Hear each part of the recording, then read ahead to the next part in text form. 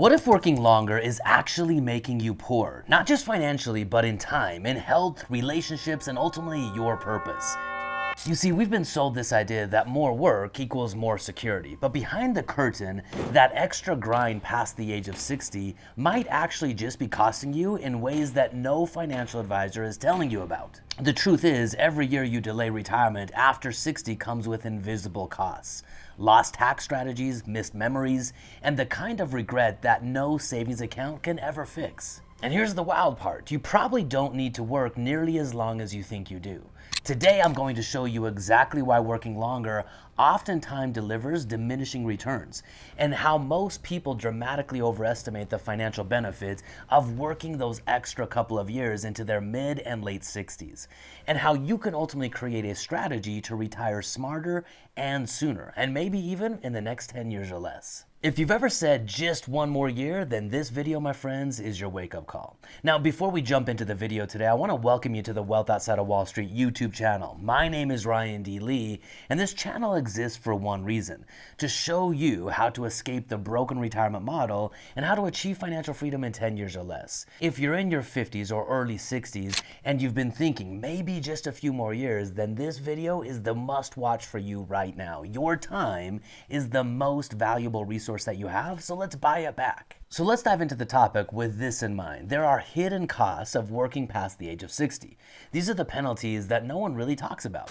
Number one, you have lost Social Security optimization opportunities. You have missed Roth IRA conversions. You have a higher tax brackets from stacking income. There are generally elevated Medicare premiums, and ultimately the biggest risk of all is diminished health during your most active and productive years. Let me tell you about a client named Tom. Tom came to me as a 62-year-old accountant who insisted that he needed to work 2 more years to be able to have enough money. So we ran the numbers together, and what we found out is by working a few extra years and saving the dollars that he could save, after taxes and missed opportunities, those 2 years translated to about $300 more a month of retirement income. Now, I don't want to diminish that. $300 is $300, but when we really looked at the opportunity cost of working from 62 to the age of 64, 65, he was missing out on 3 years. 3 years of health, 3 years of longevity, 3 years of unique opportunities when he's young enough and healthy enough to enjoy it for $300 a month. Most people never do this kind of math, but when they do, they're usually stunned. The second thing I want you to consider is your health. It's not linear, and time isn't renewable. Your early 60s are often your last decade of peak physical ability. Waiting until 67 or 70 to start living, you could miss out on the best years of your life. In a 2022 study from the Social Science and Medicare Foundation found that retiring earlier significantly reduces your risk of cardiovascular disease. I've had clients like Sarah who waited too long only to find out that their body couldn't handle the dreams and the trips that they had planned for and deferred into their late 60s. Now listen, you can always earn more money, but you can never earn back your time. The third thing I want you to consider is the opportunity cost of delaying retirement. There's a myth that every year you work adds big value, and it's just not true. Working from the age of 65 to 68, it might add a few $1,000s to your annual retirement income, but at the cost of your prime years with your family, your hobbies, and ultimately your purpose. New York Life, one of the insurance companies that we use to set up and institute the Vault financial strategy, found that 48% of retirees between the ages of 62 and 70 wish that they had retired sooner. That's nearly 50% of the people who delayed their retirement, even though they might have had enough money to retire, wish that they would have actually bought that time back. On average, they regretted waiting 4 years to delay the things that they wanted to do. What you might gain in dollars, you lose in joy. And at the end of the day, I want you to ask yourself this: what is the purpose of working and saving? Well, for most people, it's about the dream of being able to retire. That illusion of waiting until you have enough money. If you haven't done the right planning, you might wait until it's too late. Even if you do have enough money, you might not have the one thing that matters, your health, to enjoy the time that you now have. The illusion that keeps so many people stuck is this 1 more year syndrome. You think you'll quit next year, then the next, and before you know it, you've worked another decade. You have the safety illusion. You think that your paycheck is security. But with the right strategy, your assets can replace your paycheck without the stress. This is one of the reasons that we help people inside of our community set up a private pension. This is an income stream that they cannot outlive. This is an income stream where they're only spending interest, never principal, so they're funding their retirement and never at risk of running out of money. This single strategy doubles your retirement income, and it really comes down to planning for income so you can buy your life back sooner. Another trap that people fall into when they're considering retirement planning is your work in many cases has defined you. It becomes your identity. But retirement, it's not the end. It's just a launch pad. It's a brand new chapter. I've seen clients like Mark rediscover their passion, their purpose, and their joy after retiring and really creating a new identity for themselves independent of the work that they once did. Now, the final trap that a lot of people fall into that delays their ability to retire is the success trap. Now, listen, I get this one. This is especially something that high achievers have to deal with.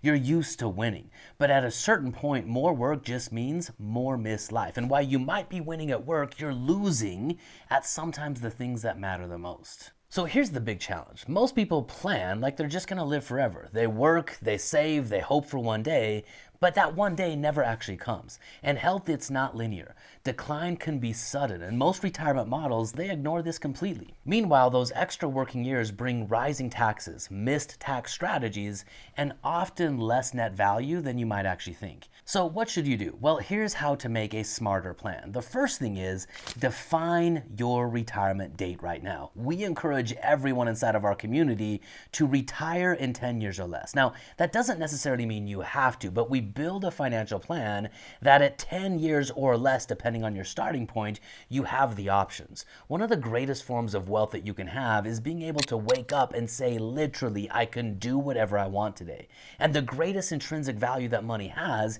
is to give you more time and more options inside of the life that you have. And rather than waiting until 60 or 65 or 70, what if you could retire in 10 years or less? Now, like I said earlier, retiring isn't the end, it's the beginning. Part of the retirement plan that you need to create is you need to start identifying the core values that you have independent or outside of your work. You need to start identifying the hobbies, the opportunities, the service that brings you meaning and fulfillment. As you do this, you go from retiring from a life that you dislike to retiring to a brand new life and an opportunity. Now, part of doing this as well is conducting a health assessment timeline. How many active years do you realistically have inside of your life? Don't defer what matters most to when your health might not be there to enjoy it. Start living a financially free lifestyle today. Start building your legacy list, the things that you want to accomplish, and stop waiting for one day. Start doing them right now. The next thing is create your financial plan based on income. If you understand at any point in time how much income your assets will give you, you can determine at any point in time if that's enough for you today or if you need to get a little bit more to accomplish some of the dreams that you have. Most people build their financial plan based on net worth, and they might have a bunch of money in an account, but because they don't know how much income that account's going to give them, they feel uncertain and a lack of confidence to be able to retire. One of the final things I want you to consider is mapping out a life to value strategy. What would you regret missing most, and how do you prioritize it to ensure that you don't trade more working years at the ultimate cost of missing the things that mean the most to you with a broader perspective? Then finally, rather than building your financial plan with a strategic drawdown strategy where you're trying to take just enough to ensure that you never run out of money, start building your financial plan with the intention of never selling your assets. What this ultimately means, there are assets that you can set up like a private pension, like a passive income machine, like a vault financial strategy that allow you to have cash flow and income coming in every single month without diminishing the principal of the asset or even selling the asset to begin with. This gives you the ability to know that you can retire whenever you want. You don't have to wait for one day. You don't have to hope you never run out of money in retirement. You have an asset that, just like a golden goose, delivers the golden egg every single month without diminishing or killing off that golden goose. The goal, it's not to die with the biggest account. The goal is to live with the most freedom, fulfillment, and ultimately flexibility. And when you build a system that's focused on cash flow, you're not waiting until the end with your fingers crossed, hoping that you don't run out of money. The last thing I want you to consider is the game of money is a game of life. Money is simply a tool, but it will never replace you as the driver. Too many people allow themselves to become too busy, working, trading time for money, hoping for one day. Start looking at the game of money in quarterly sprints. How can you make a sprint towards a long-term objective? And how can you also invest in a meaningful and relevant life that you enjoy living along the way? We teach something different here at Wealth Outside of Wall Street. Money is quite literally a tool, not for one day, but to build and live a life that matters right now. Optimize your health, optimize your money, optimize your financial plan, and live a legacy life. And if you're interested in figuring out how you can build a financial strategy we call the passive income machine that will allow you to retire in 10 years or less, not 40, then you don't have to follow the old rules. Check out some of the links in the video description and see how you can build a private pension, how you can build the vault strategy, how you can build a system based on cash flow now. So my friends, remember this, you have one life to live. I have one life to live. Today might be the very last day that we have. Don't wait for one day, live full out right now. Rise up and ultimately live free.